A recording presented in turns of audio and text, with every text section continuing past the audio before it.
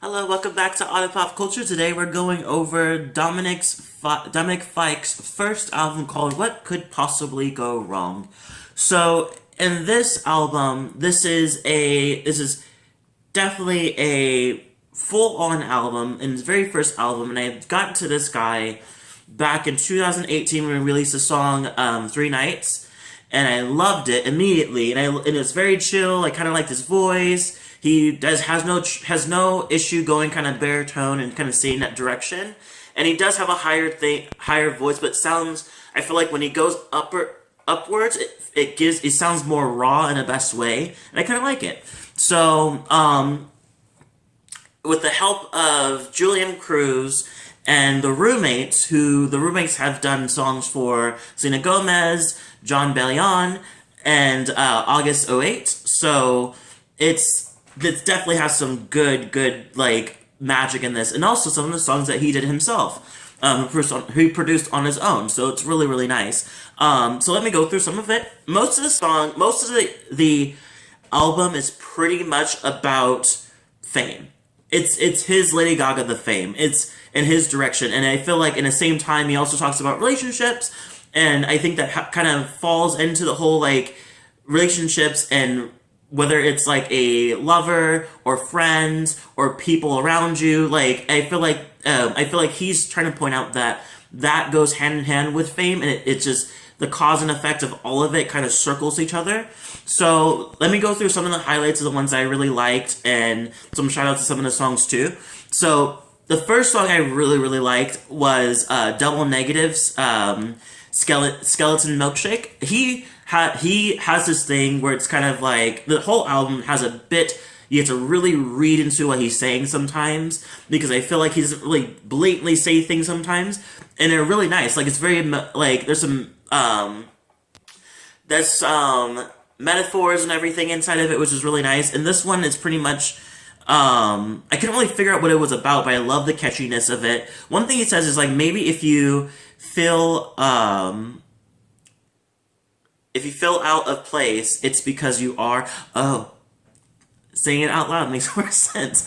Maybe if you feel out of place, it's because you are. I wonder if that has to do with like a direction of himself and his partner or whatever. It's just like he feels, because he felt so out of place. He wondered why, and it's like, maybe because it's true. Cancel Me is another one I really like. It's one of the singles that he did before the album. This one's pretty much just due to the stress of being famous and the lifestyle of LA, and he's pretty much saying, and jokingly, I'm sure, but probably half jokingly, that he hopes he gets canceled, because cancel culture is so fickle and so all over the place. People are getting canceled for real reasons, and people getting canceled for petty reasons, and so really just all over the place. So I think he's hopefully thinking the petty direction, that they'll just cancel him. And usually people that get canceled, whether it's petty or not, they usually kind of go MIA for a minute. And he's saying, like, if I go MIA, I can just go spend time with my family then. I don't have to worry about this. I don't have to hide from this fame thing. I don't have to do these LA parties and everything. I think he's pretty much finding it a bit overwhelming. And he says, I hope they cancel me so I can quit wearing this mask. And I feel like what he's saying is that he's like, his fake mask is just like, oh, I'm happy to be here. It's so great, blah, blah, blah. And he has to put on a facade just to have this to deal with the fame. And I think that's kind of ridiculous, but it's very common. And then another one I love is Chicken Fingers. I love Chicken Fingers. It's so cute. It's pretty much just living in luxury with your lover. And one thing I really like is he says, white wings in my pillows and blankets, loving under covers. I love it. I don't know, just like, I just love how he kind of, like, the melody is really nice. It's very chill. Just love the sound. I instantly love it when I first heard it as a single. What's for Dinner is a very interesting song. I don't really know what it has to do with dinner. Once again, it's one of those things that his titles sometimes are different from what the actual song is about, but they're also metaphorically about the song. This song is pretty much about a relationship that's kind of dying out. He says, he kind of talks about it like it's like a end of a life in a way. So he says, jot down your dying wishes. and he pretty much says in the beginning, it's like, baby, don't defy our needs. And I think that's what I think he's trying to say is, just stuff is falling apart, but don't defy our needs. Like, I'm assuming that means, like, don't push away what you really want and what we really need, you know? And maybe that is the breakup. Maybe they need that breakup, but they're trying to push away from it. Or defy, or say, like, trying to push away what they really, really want out of their relationship. One thing he does say is, just who is it to decide what happens when we can't keep doing it? And I think he is. He's like, who's the one that's gonna who's the one that's gonna say it? Who's the one that's gonna do the breaking up? Like, who's gonna be the breakupper? Who's gonna be a breakup-y? You know? Vampire's a great shout out. I really love it. It says the melody was interpolated. Can't talk today. Pretty much, the melody has a similar melody of J-Lo's "If You Had My Love," which I really think it barely does, like very tiny. But I do like it. I think it was really nice. It's pretty much talking about how they're partying with fake people and just like who want to party with them due to the fact that they're famous, not because they actually know them. And I think that's kind of interesting and very common in the industry. So yeah, I really like that one. Politics and violence.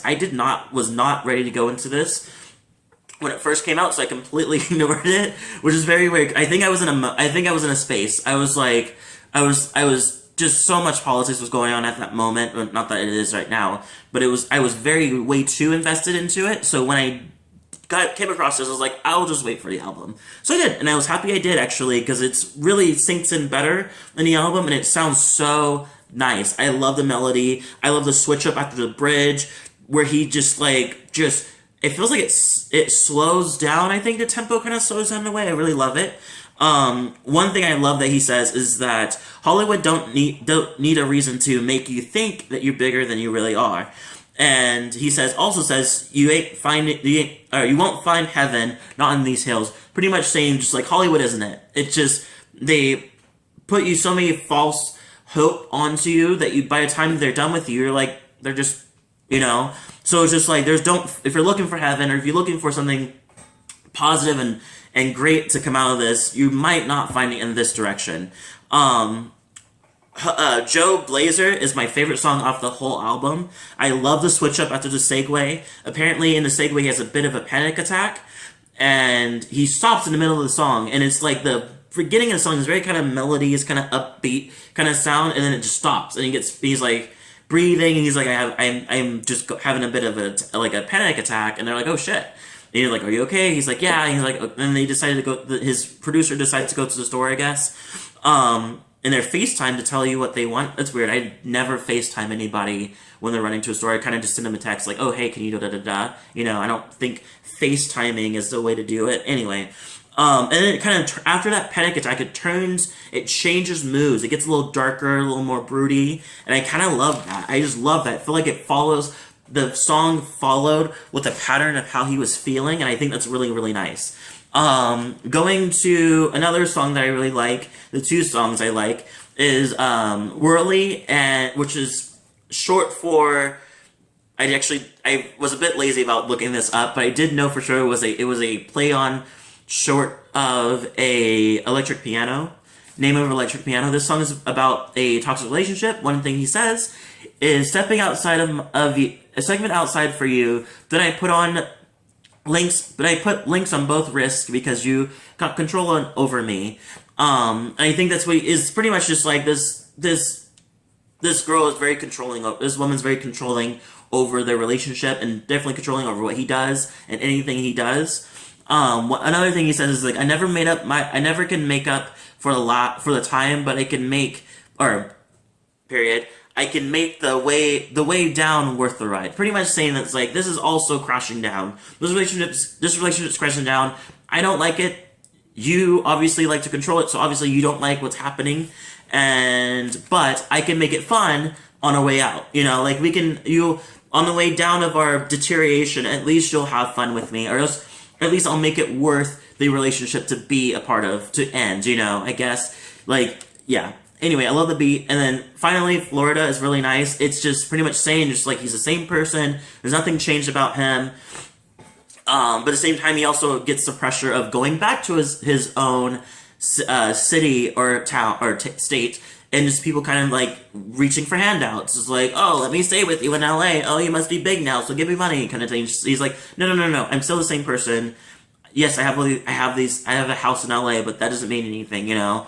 And so he says like, please stop asking to stay with me. Don't ask, you know why. And then he says like, and I'll show you. And I think the thing is that I think one thing he says is like, I only show your ass the cream when the crops are cut. Pretty much it says like, it's hard work to get to this point. Like, I worked hard to get to this point, and I'm only showing you this stuff because I worked this hard to get to here. So I think that his fame didn't just come to him. He worked his ass off to get to that point, and I think it's really nice. I give this album an 8 out of 10. I think it's really, really nice. I think there's some pieces of it that I couldn't really grasp to understand, but there was definitely, the production was amazing, and I just love the mood that he follows. I love the fact that he follows his mood. If he's feeling down, it's a down song, you know? I feel like that definitely Blazey gave me that kind of that vibe. Leave a comment below, tell me what you thought. If you liked it, didn't like it, let me know. And I'll see you all in the next video. Don't forget to subscribe, hit the notification bell, and what do I usually say? Oh, don't forget to like. Okay, I'll see you guys in the next video.